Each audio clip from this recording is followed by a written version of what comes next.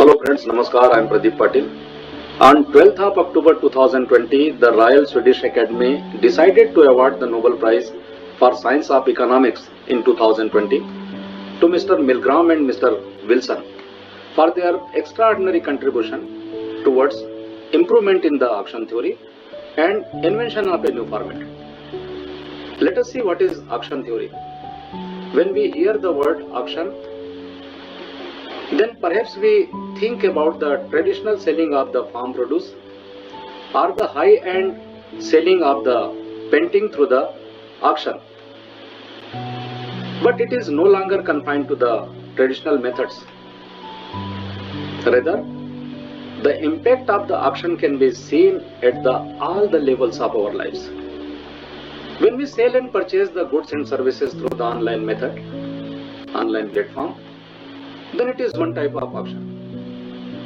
When we enjoy the radio frequencies for our mobile coverage, is another type of auction. You all are aware that the telecom operators acquire the order to deliver the services to the mobile users through the spectrum auction only. So nowadays the auction has become more common, comprehensive and complicated. There are basically two types of auctions. Number one, open auction, and number two, closed auction. English and Dutch auctions are the part of open auction. In English auction, the auctioneer begins with the low prices and gradually it is increased.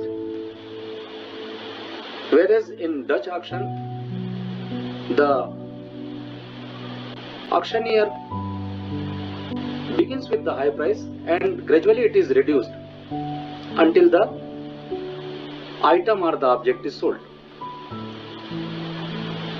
The closed auctions are normally used for the public procurement process, and the procurer usually chooses the supplier who commits to perform the service at the lowest price, provided that specific quality requirements are fulfilled. So both the Nobel laureates basically focused on three key variables of the auctions. Number one, what are the rules of the auctions? Number two, whether the bidder are able to get the different prices. And number three, uncertainties related to the auctions. And on the basis of their study, they highlighted one concept which is known as winner's curse. The most optimistic bidder usually overestimates the common value, and that is why the winning bidding turns out to the cause of loss, which is known as winner's curse.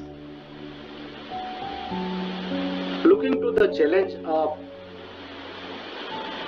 striking the balance between efficient allocation of radio frequencies and protecting the interest of the taxpayers to the greatest possible extent, both the laureates have invented one format which is known as SMRA, that is simultaneous multiple round auction. And this auction format can be applied to the different geographical areas simultaneously. And by starting with the lowest price and allowing repeated bids, this new format can eliminate the risk of uncertainty and the winner's curse. FCC, that is Federal Communications Commission, had first time adopted this method in July 1994. It sold 10 licenses through 47 bidding rounds and acquired $647 million.